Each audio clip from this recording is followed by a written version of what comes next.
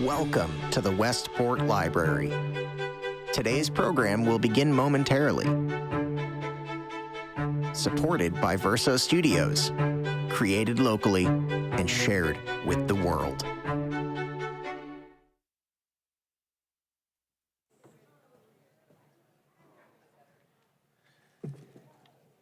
Hello, everyone. Good evening. All of our friends, our esteemed guests, and especially our talented young essayists and their families, welcome. I'm Bill Harmer, the Executive Director of the Westport Library, and it gives me immense pleasure to extend a warm welcome to each and every one of you. This is the 11th year that the library has been involved in the Teen Essay Contest. We gather not only to celebrate the remarkable achievements of our winners, but also to recognize the power of dialogue and diversity within our community. While we honor our essay winners, we're also here tonight to reflect on their insights regarding diversity issues. These insights transcend mere words on paper. They serve as catalysts for progress and understanding. Many of these opportunities would not be available to young people in our community without the important and hard work by our volunteers at TEAM Westport. I'm not sure that these volunteers get thanked enough for the hard work that they do and the important work that they do in the community, so I want to take a moment to express our sincere gratitude and thanks to TEAM Westport, led by Harold Bailey and all the volunteers, for the hard work that they do and their unwavering commitment to diversity and inclusion and providing a platform for young people in our community. Our library plays a crucial role in supporting these efforts. Hosting tonight's event at our library is not just fitting, it's essential. Within these walls, we champion the exchange of ideas and perspectives. As our winners are about to take the stage here in just a few moments to share their insights, let's all of us continue to do the important work of keeping an open dialogue and the invaluable role that we all play in cultivating a more diverse and understanding community. So thank you again for joining us, for your unwavering support of our winners, and being here tonight to celebrate the richness of diversity that binds us. And without further delay, it's my pleasure to welcome Jen Tooker, our esteemed First Select Woman, up to the stage to say a few words.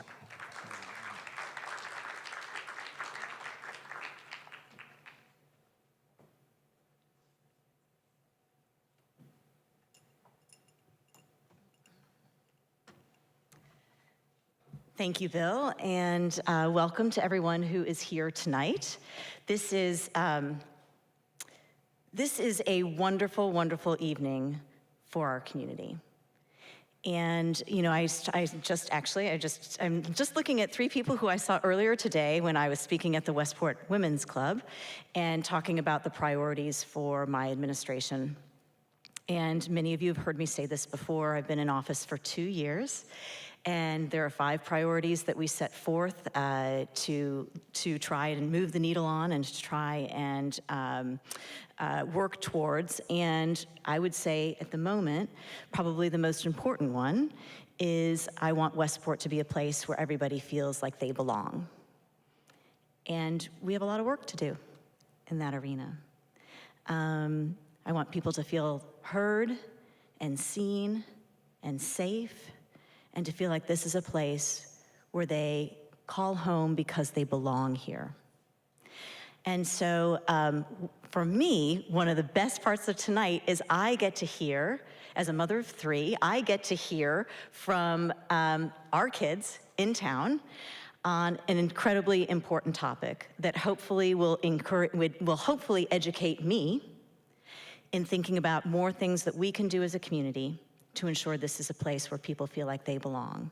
And again, another one of the reasons why I love tonight is I get to hear it in their own voice. It's not just words on a piece of paper, but we get to hear from our amazing students in their own voice as they stand here and read their pieces to us.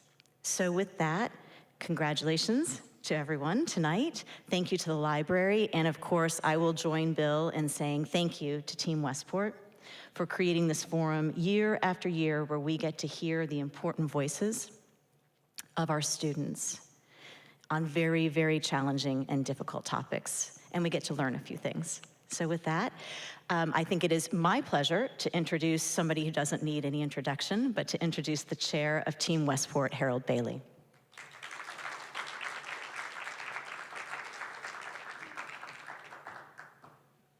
Thanks, Jen. I always get a little anxious when people say he doesn't need an introduction. I think we all do. I want to welcome you all to our 11th annual Teen Diversity Essay Contest here in Westport. Of course, we started 11 years ago, but the big deal for us has been the impact that this contest, this initiative has had over the last 11 years. And it has had significant impact on our schools, on our attitudes in town, and on initiatives that we've tackled. One of the things it's done is to unearth things that are going on in some cases at school, in some cases in town, that we tackle ahead of other towns. We're in the midst of that right now, where there are a lot of things that are hitting the headlines that look like, oh my God, it's awful.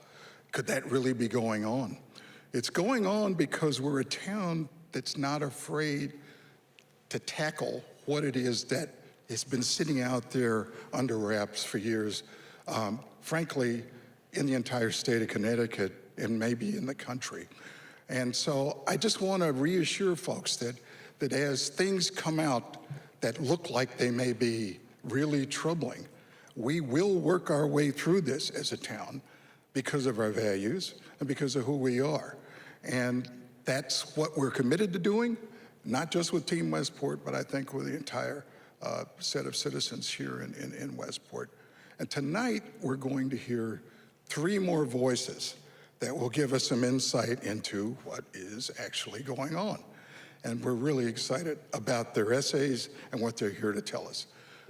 This contest, just a little bit about background. The contest has been open to all 9th through 12th graders, whether they go to a school in Westport, where they live, or they're a citizen of Westport who goes to a school outside of the town. The prizes are $500 for third place, $750 for second place, and $1,000 for the winner. And a little bit about process. Our process is one where the essays are submitted, they're immediately scrubbed for any personal information and assigned a number. And as a group, they are assigned to our chief judge. There'll be a little bit more about that later, who then takes them to a process where the authors are completely anonymous. And then we get the results back as to who's been chosen. Our subjects have ranged from white privilege to Black Lives Matter to challenges around microaggressions to why it's so difficult to talk about race over the years. There are a number of different ones, even a cafeteria challenge. Why aren't kids talking to each other in the cafeteria? This year's focus is hate speech. And I think nothing could be more timely than that in light of all the things that are going on in the country, as well as here in Westport. This year also marked a transition for us. The person who originally originated the idea of the contest was Susan Ellis. And she moved away late last year. And ably, we've had Carolina Mata, who is a Team Westport member who's come in and taken over and just lived right through the fire hose and done a magnificent job with our committee, which I think Patra is here as well. Okay, I was going to ask the committee members to stand. Patra and Carolina. Oh, Rosie, I didn't know you were here. And then Rosie, for selecting our challenge. So I'm just screwing up like crazy. And Maggie Mudd. Thank you all for your work. Of course, we continued to have the stability of our judge that we've had from the beginning. Our chief judge is Judy Hamer, but we'll get to that later too. So right now, I want to turn it over to Carolina to talk about our process this year.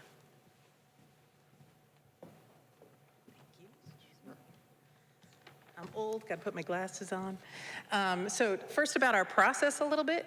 It was a really collaborative process, and it is by a group of folks. TEAM Westport meets regularly every month. We hear from the community, we hear from what's happening, we hear about the concerns, and so the evolution of this topic became extremely timely, and we're very pleased to be able to develop that. It's then shared for, as Harold said, any 9th through 12th grader who lives or goes to school in Westport. And with that, I just want to share a couple things. I happen to be an alumni of Burr Farms Elementary, for those of you old enough to know it. Long Lots Middle, yes, I know, Mr. Woog. I think you might have taught me journalism as well. So anyway, Burr Farms, Long Lots Middle, and Staples High School. I have 2 sons who graduated from Staples, and I have a teacher, a sister who's a teacher at Staples High School. So I'm extremely proud to represent Westport and Staples, and really honored that we are celebrating 3 Staples students tonight because you wanted to share your voice. It really means a lot. And actually, these essays really represent your thoughtful reflections of the youth in our community, not just yours. And as we listen to the words tonight, I really ask us all, this is not just about our youth, it's not just about our school. It really is a conversation to be had in our community for anybody who lives, works, learns, or leads here.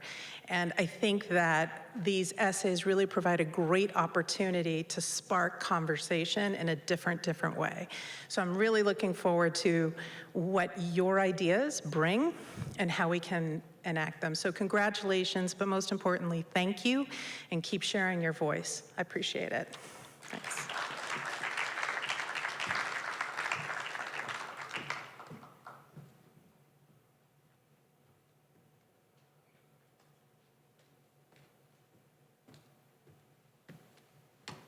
Well, I mentioned we've had the stability of a judge for 11 years, our chief judge, and I'm going to welcome her up now to speak and take us through the process by which we determine who the winners are.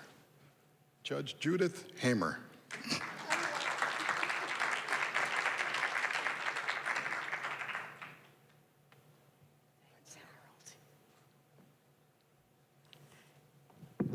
Not to be confused with Judge Judy. Okay. We have a team of judges, and they read the essays without initially talking to each other about what they think. And they judge the essays on a point system. And then we get together and talk about who are the top essayists and who are not in the running. Now, how do we do this? We have to have some guidelines. So I'd like to tell you about the guidelines. There are 6 of them. We are looking at ideas. That's the first thing. And it's not so much, it is not ideas that we agree with or disagree with. It's simply, what is your main topic? What are you going to be talking about? Are you going to talk about no speech should be free because it hurts other people? Are you going to say all speech should be free because everyone has a chance to respond to it? Or are you going to take some kind of middle position? So it's not a question of whether the judges agree. It's only a question of, do we know what your main idea is? The next category is organization. Having understood the main idea, how did you organize it? Now, obviously, there's a way to structure a 5-point essay, but there are other ways to structure things that you write. We've never seen this, but you could write a poem, you could write a song, but is there a discernible structure? The third thing is voice. Do you sound like a human being? And the voice is really important because we want to be engaged on whatever level you want to engage us on. We're not looking for an academic voice. We are not looking for footnotes. We're just looking for, who are you? Because remember, we don't know who you are.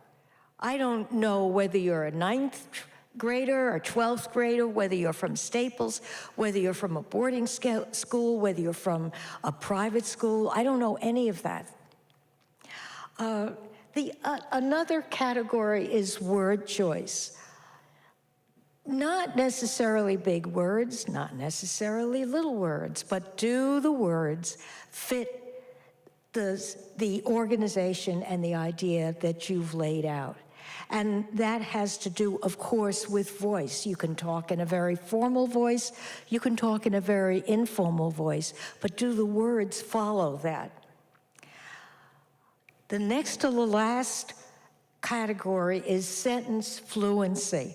And this is, it's kind of hard to define, but if you read anything out loud, you will notice whether it flows or not. And the last thing, which I have to give Staples teachers, and actually all the teachers in Westport, kudos for, is the conventions. I mean, you guys always nail paragraphing, commas, grammar, usage. It's almost as if you get, you're going to get automatically high points because everybody does it. Let me take a step back here, though, because one of the things about these categories is, well, how do you know, Judy and other judges, how do you know they're good categories? I mean, are they valid? Do they measure what you want them to measure? For example, you can't assume that someone who has read a whole lot is a good writer. Are they reliable?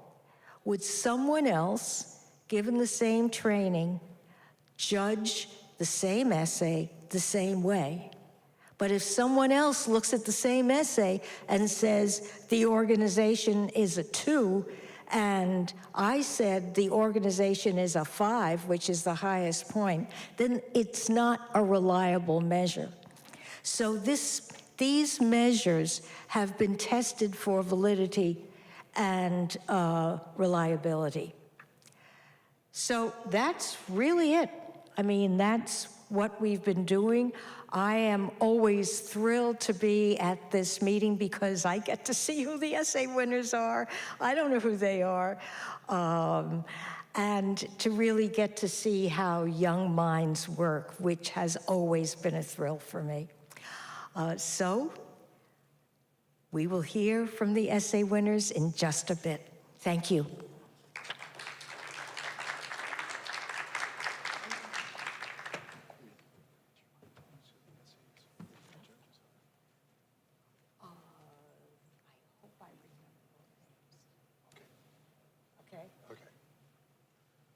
Well, let me say something Okay. along that too. We kind of joke around about Judge Judy. This is Dr. Judith Hamer. She's a professor and a noted author. There are 4 additional judges. Yes. And Okay, so. You're the chief. Yeah, I'm the chief. What I have to remember is the faces on the Zoom box, because that's how we met over Zoom. We have Ramin Ganrashan, I hope I got that right. Yes. Alex Giannini.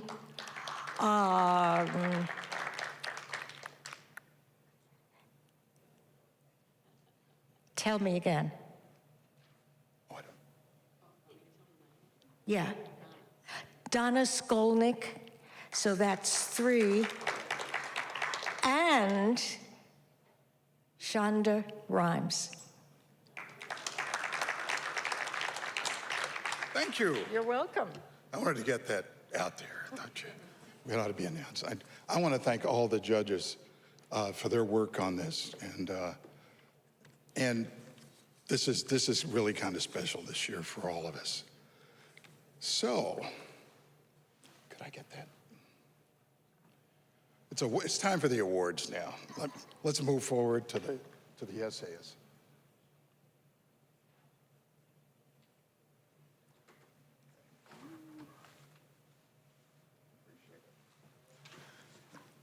Sorry about that. So there is a challenge every year, and this year is the challenge of hate speech. So let me read it, but let me first tell you who the finalists are this year. They are Sophia Lopez,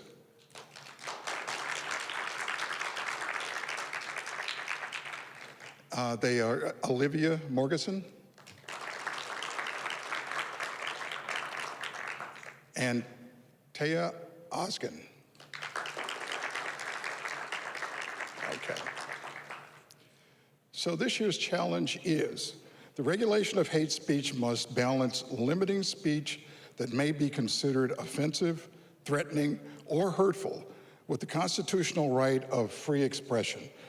In 1,000 words or less, with respect to speech that targets specific people or groups based on race, religion, ethnicity, and/or LGBTQIA identification. Consider the guidelines one should set for themselves within Westport schools and in our community. Explain how a diversity of opinions can be safely and respectfully shared. Are the rules different in a school community than on social media? So, I mean, that's like asking someone to cure world hunger in a lot of ways. It's a big task, and so we applaud all 3 essayists for their contributions. But our 3rd place winner is Taya Oskin.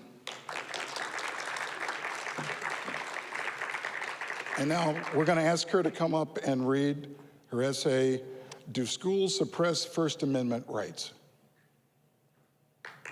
Taya, come on up.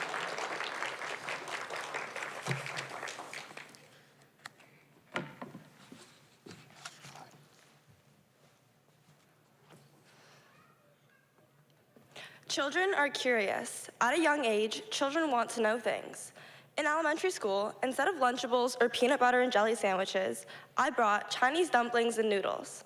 Some kids would ask, "Hey, what do you have for lunch? I've never seen it before. Could I try some?" These comments made me glad to share my culture. I've always been proud of being Chinese. Other students would make snide remarks. "What are you eating? Ew, that smells. Is that dog?" These comments would make me hide my food and wish I could disappear. These comments are not illegal. However, in schools where students learn and grow, hateful comments have no place. School administrators are trained to protect victimized students and de-escalate difficult situations, but sometimes situations aren't always as they appear. Last year, a neurodiverse student looked at me and yelled, "Not all people in America are the same," pointed at me and screamed Asian. I did not know how to react, so I laughed as a coping mechanism. Laughing was better than crying. Then the whole class started laughing too, and I couldn't tell if they were laughing at her, laughing with me, or laughing at me. My teacher did not hear the exchange, but assumed I was making the whole class laugh at a neurodiverse student. Even after explaining the situation, my teacher felt the need to protect the other student. After feeling victimized by the class, I felt doubly victimized by my teacher. I tried my best to explain what happened, however, I was not in the best mindset base to defend myself. In situations like these, I hope teachers can work to understand nuanced dynamics in the interest of protecting all students. Asian hate is often disregarded and not taken seriously because Asians fit the model minority stereotype. "Oh, you got a 97, wow, but you're only smart because you're Asian." I've heard this so many times as a joke or compliment. In reality, all racism is hate, and freedom of speech that is hateful violates other people's rights. Rules in school must be stricter and protect all students. There is a stark contrast between a diversity of opinion and hateful speech. Though freedom of speech is right exercised from the Constitution, hateful words have no place in Westport Public School District. Within our community, it is necessary for individuals to take it upon themselves to protect students of different races, religions, and identities. The term casual racism is often used to describe microaggressions that can be easily disregarded. Racism is never casual, and we must protect everyone in our community. Many of my peers have undergone racist situations and have not felt the comfort and security from our administrators enough to speak up. The job of educators is not only to teach, but to also make students comfortable enough to stand up for themselves. Even personally, I have experienced racism as an Asian American who has been in Westport Public Schools since kindergarten. Some incidents I've reported, others I haven't. Either way, I've never felt fully supported and comfortable enough to open up about the hate I experience. Freedom of expression is strictly dictated in the First Amendment. However, many rules in school do not strictly follow the Constitution. In school, you may not dress inappropriately, you may not use profanity, and you may not skip class to congregate in the halls. All of these rules are implicated for important reasons. However, they test the boundary of the First Amendment. The dress code is necessary. Students should not wear inappropriate clothing in a learning environment. However, doesn't the dress code suppress students' right to express themselves freely through clothing? The banning of profanity violates freedom of speech. The banning of congregating in the halls violates freedom of assembly. Constitutional rights cannot exist without some restrictions. Diversity of opinions are orthogonal to hate. Difference of opinion can be respectful and educational. In contrast, hate speech is used to bring down others for differences they cannot control. If you believe in a different religion, you can still have a passionate but respectful debate. But this requires that schools provide a safe and respectful space for students to express a difference of opinion. If you make an anti-Semitic comment that has malicious intent, that is not freedom of speech and should be punished and persecuted in our school district. On social media, cyberbullying is common. Many do not care about digital footprints and unleash obscenities against other people. Online, there is a false protection of anonymity. It is easier to hate on a username than a real human face. On social media, people are often much less restricted than they are in real life, especially in a school. Easy access to technology and the mindset of, oh, I'm just joking, it's not racist, is a combination leading to the spread of hatred. Whether it be comments directly at you or hateful content consumed by the media, racism gets more normalized daily. Social media must be consumed mindfully. As active users of technology, people must think critically before putting hate on social media. Freedom of speech is exercised much more dramatically online because of the ease and accessibility of social media. We must keep in mind positivity and the absence of hate when we are users. In conclusion, schools must be meticulous when protecting students against hateful speech. Freedom of speech and expression cannot be fully exercised in a public learning environment. Difference of opinion can be expressed without hate when all people involved stay respectful. It is incredibly important to be mindful about malice on social media because it spreads more easily, and freedom of speech is not as regulated. We can all express contrasting ideas without the presence of hate.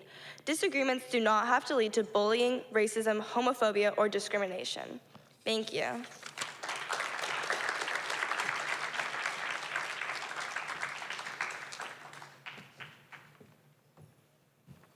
So Tay, I want to present you with the certificate Thank you. and then that check that might be of interest to you, for $500. Thank you. Now, we're going to take a picture. Then if, Jen, if you can come up, and Bill. Yeah. We also have the principal of Staples High School, Mr. Stafford Thomas, who's with us. So,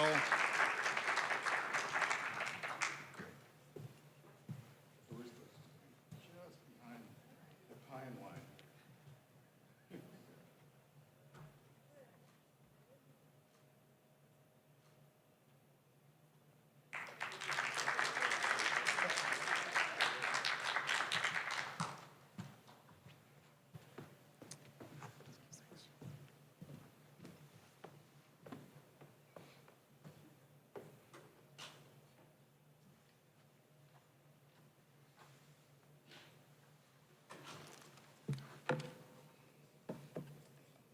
Second place today goes to Olivia Morgeson for her essay, The Hate Speech Challenge, Hate Speech Has No Home Here. Olivia, thank you.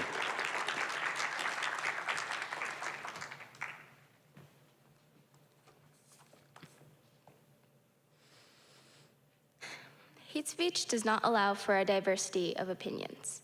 When someone mocks your very being, they're not looking to share their opinion and hear yours. They're not seeking to learn. They're looking to hurt. But how does one define hate speech? For example, is it hate speech when my classmate tells me to go back to China? This comment made me feel anxious, embarrassed, and alienated, but it did not make me feel unsafe. It's an ignorant statement. It's nonsensical, but it does not pose a threat to my well-being. When I read about last month's Board of Education meeting concerning racist behavior at school, my mind went to two places. Firstly, I felt great empathy because I unfortunately could relate and knew all my non-white friends could relate too. It's the common minority experience in a white town, receiving unsolicited, abrasive, racist comments at a young age.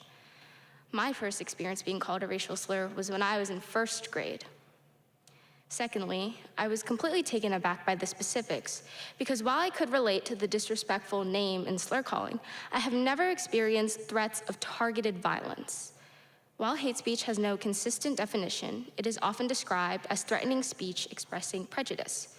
So perhaps I wouldn't consider go back to China hate speech, but if it were to be go back to China or I'll hurt you, then that would be a different case. A student took a photo of a Black student and said, "There's about to be a hate crime."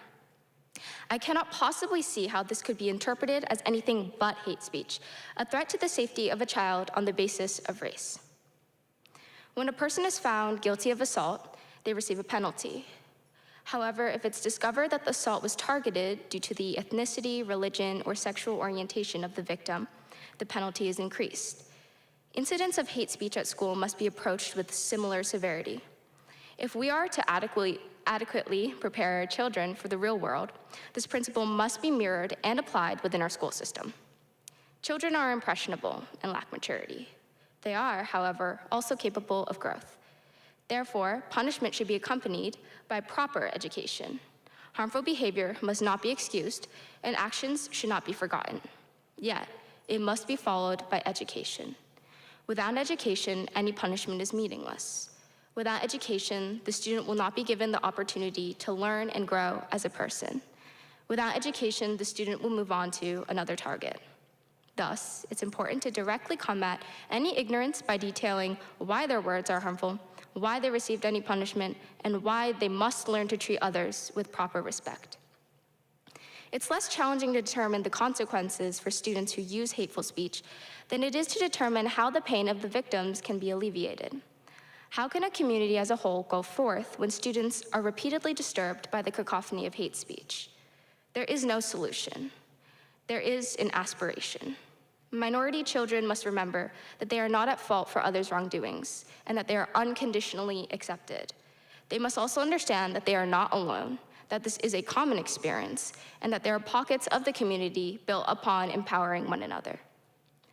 There were several comments on articles concerning last month's Board of Education meeting that intrigued me, but one stood out in particular. A sign, "Hate has no home here," on a lawn looks great, but are we as a community preaching and practicing this in our own homes? It's important that Westport families strive to raise their children knowing not to discriminate and not to threaten violence. Moreover, it's crucial to provide strong guidelines for hate speech at school and community assurance that all individuals are welcomed and protected. Only then can the entire community flourish as a center of education and respect. Only then can it be possible for the common minority experience in Westport to not be common anymore. Thank you.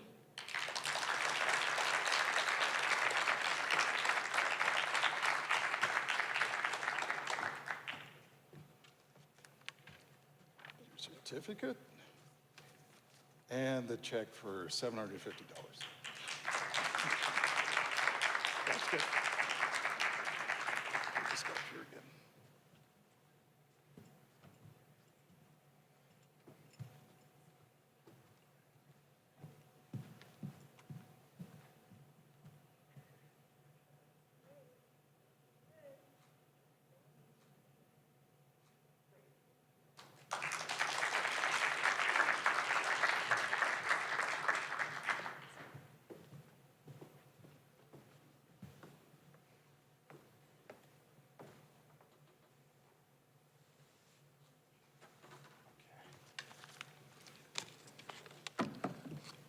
And now for first place. First place and the check for $1,000 goes to Sophia Lopez for her essay, Westport's Contest of Conformity. Sophia, sure. Hello. In a world increasingly connected through technology and social media, the power of speech has never been more apparent or more fraught with consequences. In Westport, a predominantly white town where societal norms often dictate conformity, it is imperative to establish clear guidelines to ensure that all voices are heard, respected, and valued. Our own must prioritize inclusivity and respect in schools and broader community interactions like social media. To achieve this, several key strategies must be implemented from day one. As a child with a multitude of thoughts and unique characteristics and ways of expressing them, I quickly discerned I was an outsider in my community. Despite my best efforts to assimilate and conform to societal expectations, I could never fully escape it. As early as kindergarten, I experienced the profound impact of feeling like my voice was not valued in my community due to the factor of race. Kids ridiculed me because I looked and acted differently from the majority.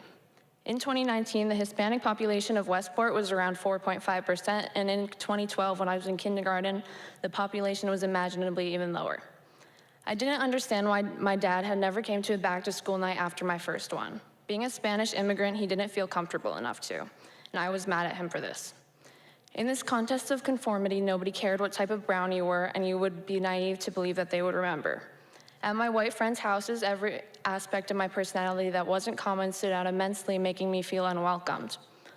Other times, I felt my existence was only to take the purpose of a pawn. I felt like an abnormality that was on display for show and tell. My insights had become unnecessarily amplified because of my identity. I remember coming out in the 7th grade, and girls I had never talked to messaged me to congratulate me. I was one of the only openly LGBTQ+ people in the middle school, and I believe they wanted to convince themselves that they were supportive, so they forcibly associated with me. Instead of making me feel empowered, that silenced me more. Some of the most vile people I have ever met would have those signs outside their doors saying they stood with me. With rainbow flags raised, they declined the sleepover invitations purely because I liked girls. Sometimes it came passive-aggressively during a dinner time conversation.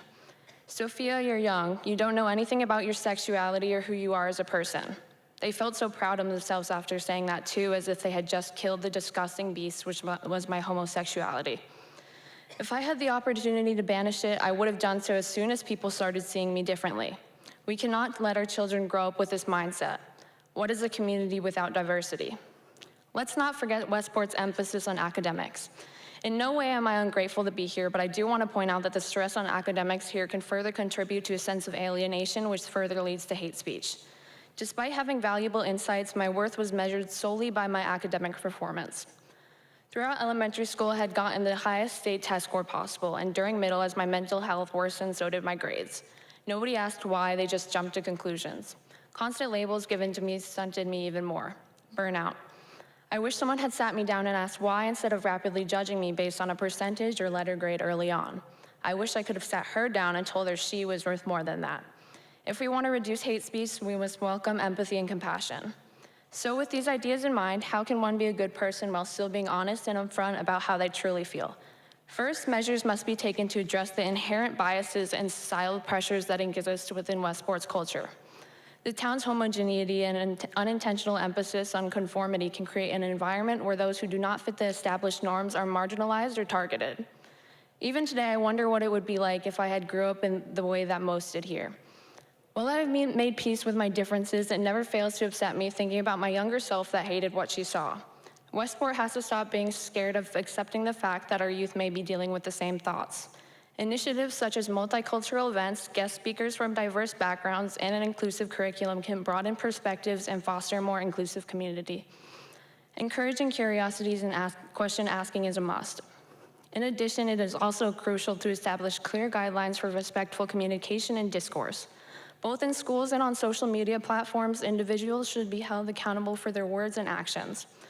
Schools also need to be held responsible for upholding their codes of conduct that emphasize consequences for harassment or bullying. However, it is important to recognize that the rules for communication may differ between schools and on social media platforms. While schools have a responsibility to maintain a safe and inclusive learning environment, social media operates within a broader context where freedom of speech is valued. Nevertheless, both environments should uphold principles of respect, empathy, and tolerance. I realize that my experiences are not unique and that many individuals face similar or more extreme challenges here or all around the world.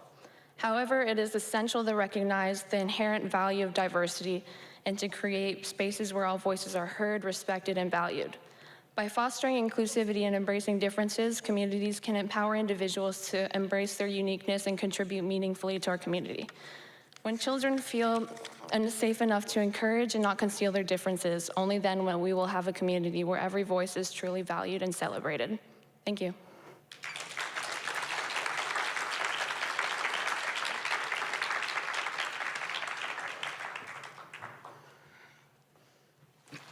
Whoa. Excuse me, Sophia. Congratulations. Thank you. That's your certificate and a check for $1,000. Thank you.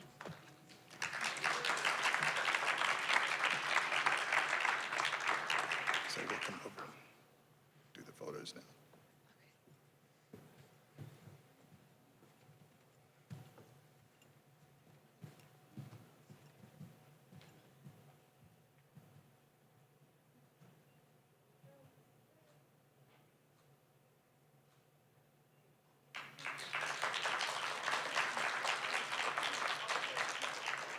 Can we get all the winners up? Absolutely.